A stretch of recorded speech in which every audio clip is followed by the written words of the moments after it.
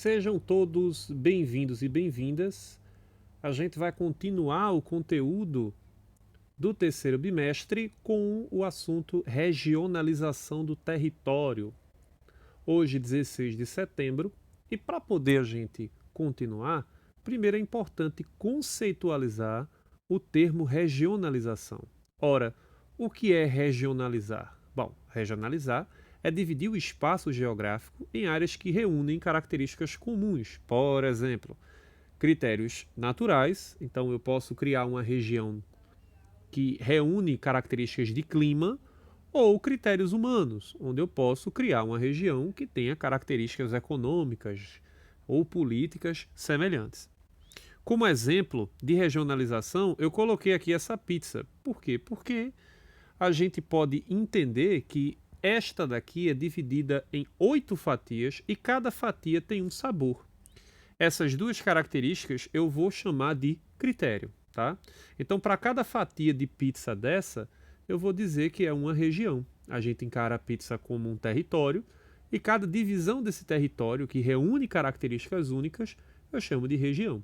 Então, repare que regionalização é o processo de formação das regiões. E o que é região?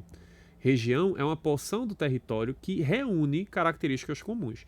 O exemplo daqui, na seta, a gente tem a região calabresa, né? E tem outras regiões também distribuídas nessa pizza, cada região com características semelhantes reunidas, tá?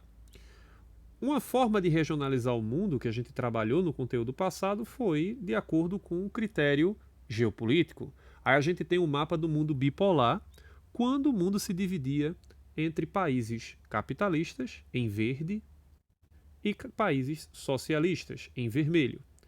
Além disso, a gente tinha também a divisão dos países que eram aliados capitalistas menos favorecidos economicamente, mais pobres, né? E também os países socialistas mais pobres. Tinha outros países que não eram alinhados, mas também faziam parte dessa divisão do mundo bipolar, que acabou em 1991.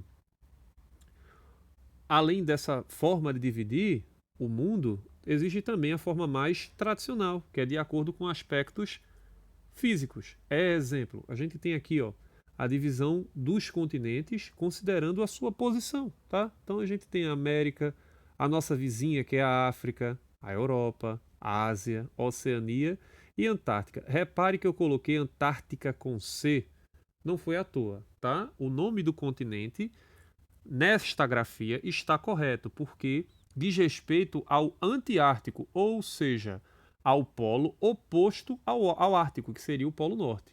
Mas se escrever Antártida, também está certo. Eu coloquei aqui a América também para a gente entender que ela é dividida de modo físico ou fisiográfico da seguinte forma: a América do Norte, a América Central e a nossa América do Sul. Tá? Repare que o Brasil se destaca bem ali na América do Sul. E a outra forma de dividir a América, não considerando necessariamente aspectos físicos, é a divisão social-econômica em América do Norte, que junta ali a América anglo-saxônica, e a América Latina, tá? Que seria a América Central, a América do Sul e o México. Essa divisão social-econômica, que a gente chama de América Latina e América anglo-saxônica, ela considera outro aspecto que não o físico. Ele leva em consideração a economia, tá? O grau de desenvolvimento e questões históricas de colonização também. Exemplo, Estados Unidos e Canadá tiveram um tipo de colonização, já os outros países outro tipo, tá? Falando em América, a América ela é rodeada de 2 oceanos, tá? Mas se você olhar nessa imagem, os oceanos fazem parte de uma massa continental, ou perdão, de uma massa oceânica só, tá? Mas a gente nomeia, por que a gente coloca nome? Para poder facilitar o estudo e a localização. Então, os oceanos também são uma forma de regionalizar, certo? Eu dividi aqui a América do Sul para a gente ver o Brasil como é grande, tá? O maior país do continente americano, o quinto maior país do mundo, cortado ali pelo Equador e pelo Trópico de Capricórnio.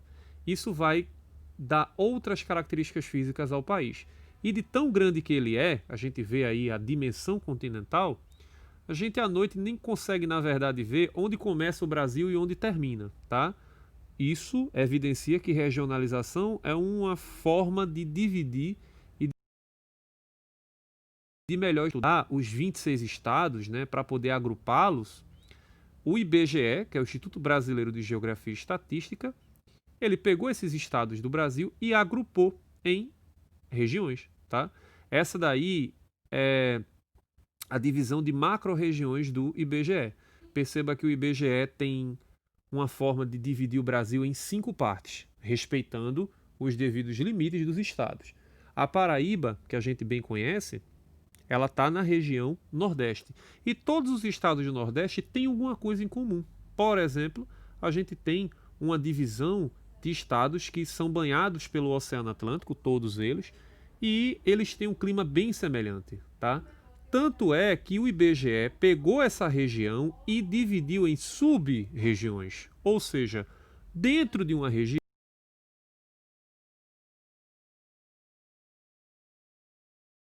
existem fatias, dentro das fatias existiam algumas partes diferentes e outras iguais, a mesma coisa são as regiões. Dentro da macro-região do Nordeste existem as sub-regiões, tá? Aí Paraíba está aqui, certo?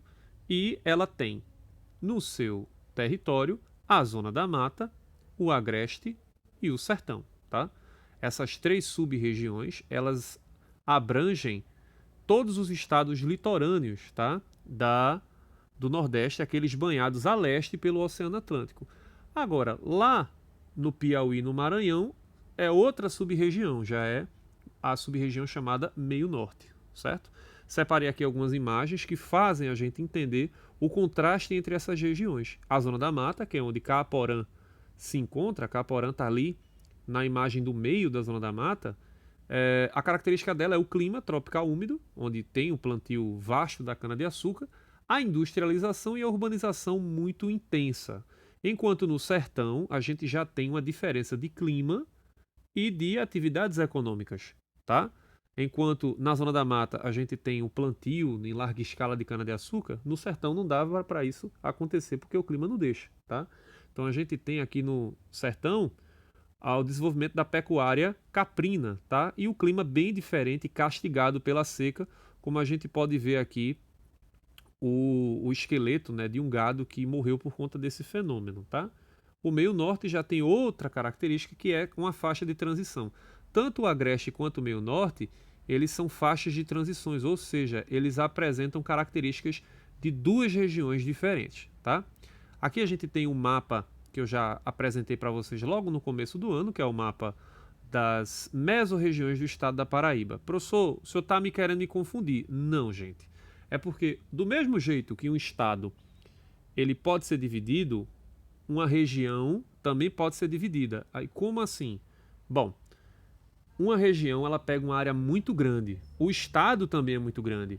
E para facilitar o estudo desse estado, eu acabo dividindo ele em mesorregiões, como a gente pode ver aqui, tá? Essas são as mesorregiões e a Paraíba tem essas 4 mesorregiões, onde Caporã está na Mata Paraibana, tá? Bom, por hoje é só, agradeço a atenção de vocês e a gente se vê semana que vem. Qualquer dúvida, falem no Classroom ou WhatsApp.